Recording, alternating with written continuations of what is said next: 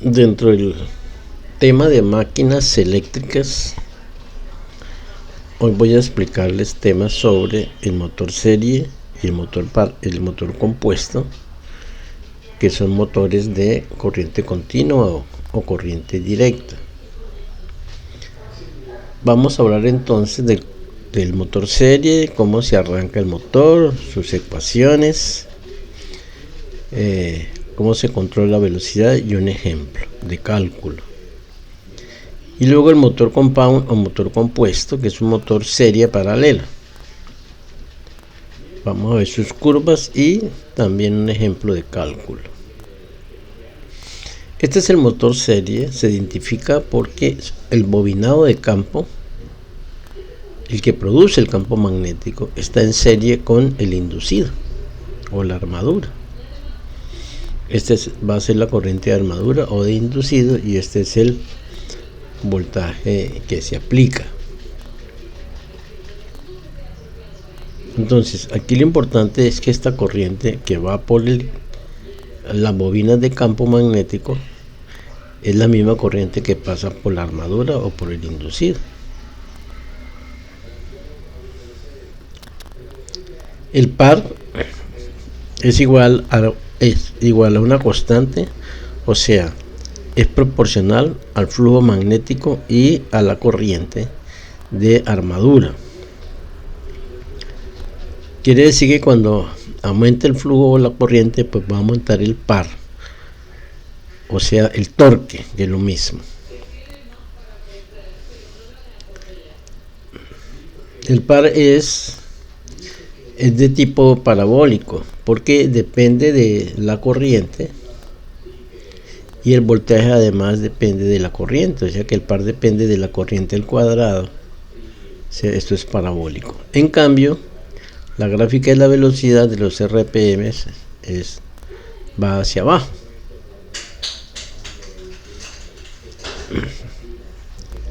El arranque del motor, al igual que el motor Shunt o el motor paralelo, se intercala un reóstato, o sea, un potenciómetro o resistencia variable, en serie con el inducido.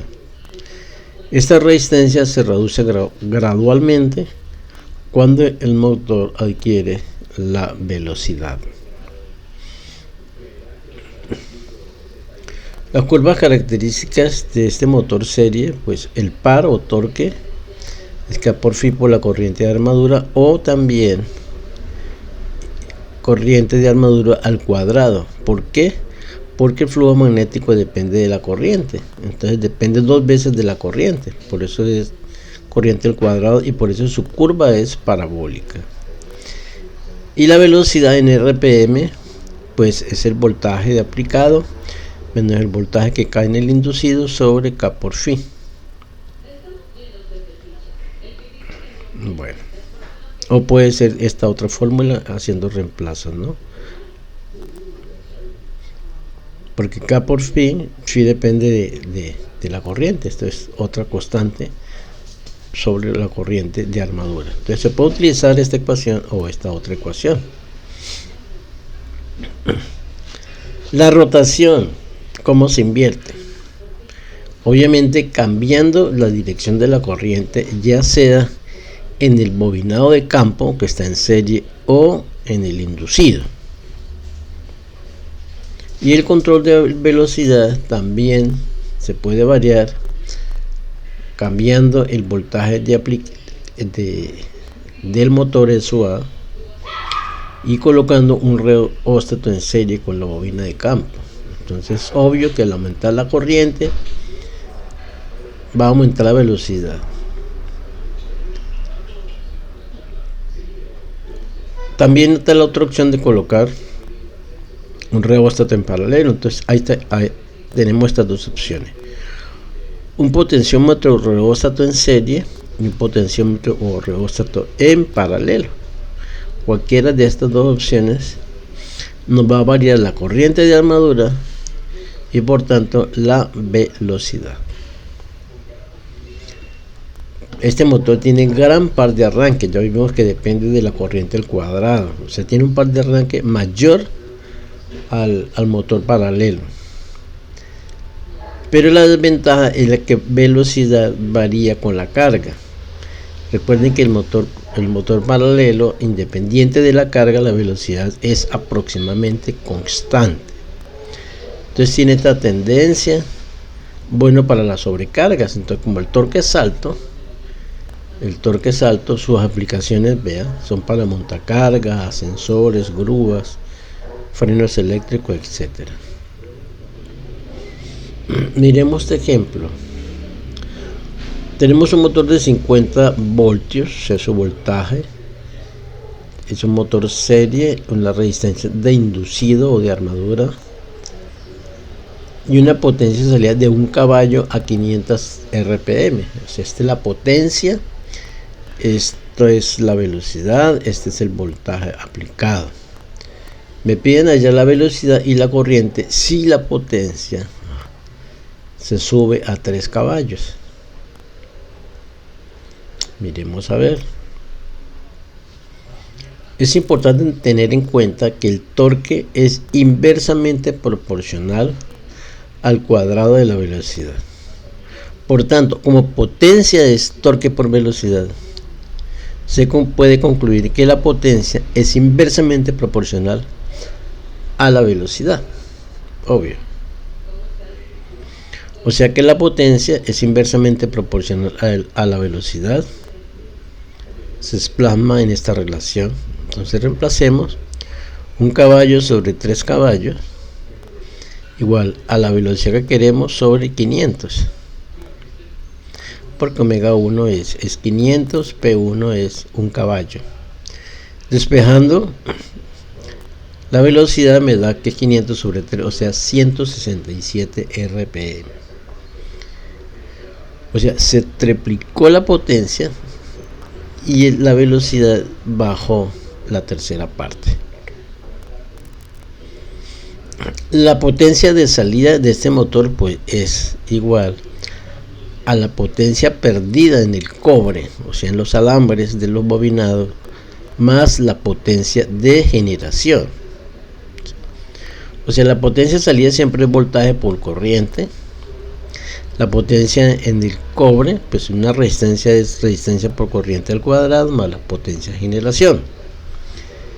Entonces aquí tenemos el voltaje que es 50 voltios, me lo dan aquí, por la corriente, igual a la resistencia del inducido, que es 0.05 por la corriente al cuadrado, más la potencia, que en este caso se sube a 3 caballos por 746 vatios, que vale 1 caballo. Esta es una ecuación de segundo grado, despejando da que IA es 47 amperios.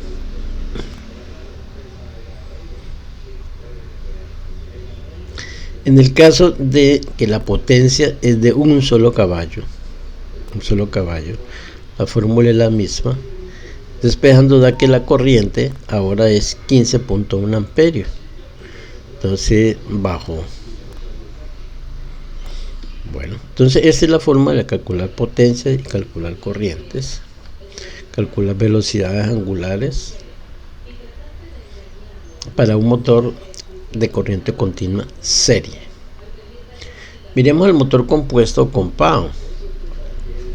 Como su nombre lo indica, es un motor combinado que funciona como motor shunt y a la vez como motor serie. O sea, tiene 2 bobinados. Un bobinado en serie con el inducido y un bobinado en paralelo con el inducido. Estas 2 características pues hacen que las características de velocidad y torque del motor se dan en la siguiente figura. Mire, este es el motor compuesto, vean. Tiene bobinado serie y tiene bobinado paralelo, ¿sí? Y aquí están las curvas, todas las curvas del motor serie, las curvas del motor paralelo, y las que están punteadas son las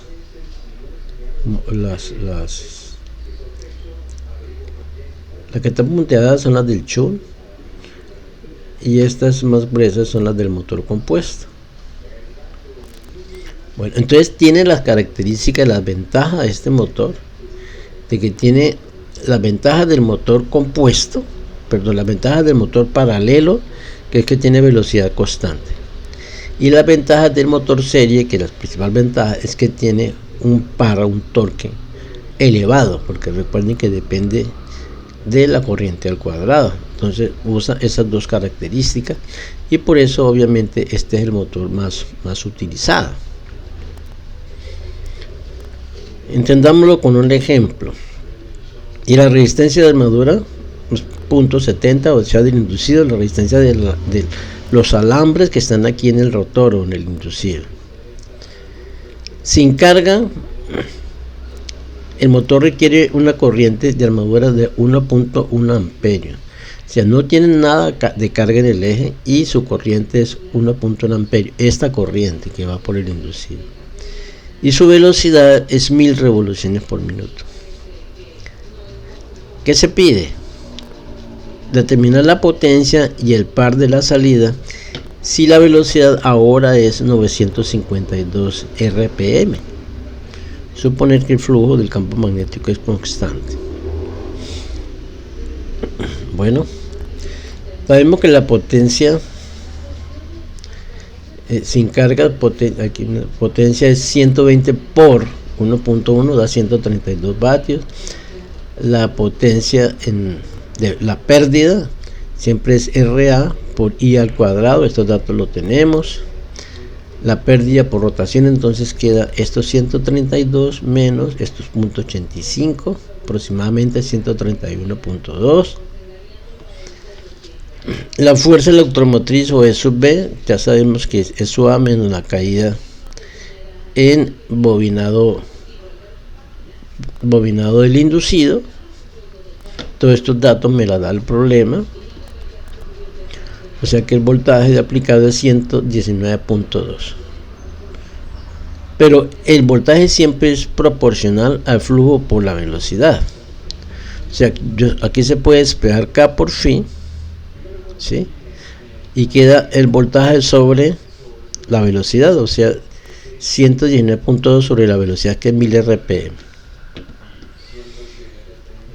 Quiere decir que el nuevo voltaje aplicado va a ser estos mismos, pero multiplicados ahora por 952 RPM, ¿sí?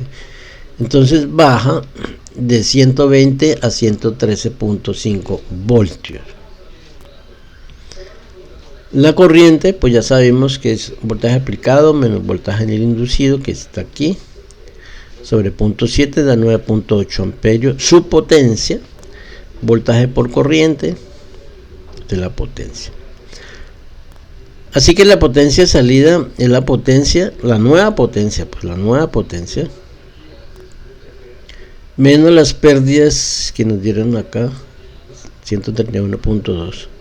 O sea, esa es la potencia de salida. Y su torque, que es potencia sobre velocidad angular, es esta potencia, 921.7 vatios, dividido por 952 RPM. Aquí sí la pasamos a radianes por segundo. Se multiplicamos por 2pi y dividimos por 60.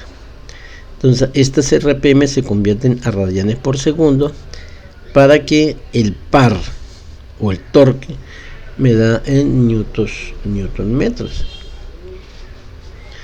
Eso era. Muchas gracias por la atención, gracias por compartir.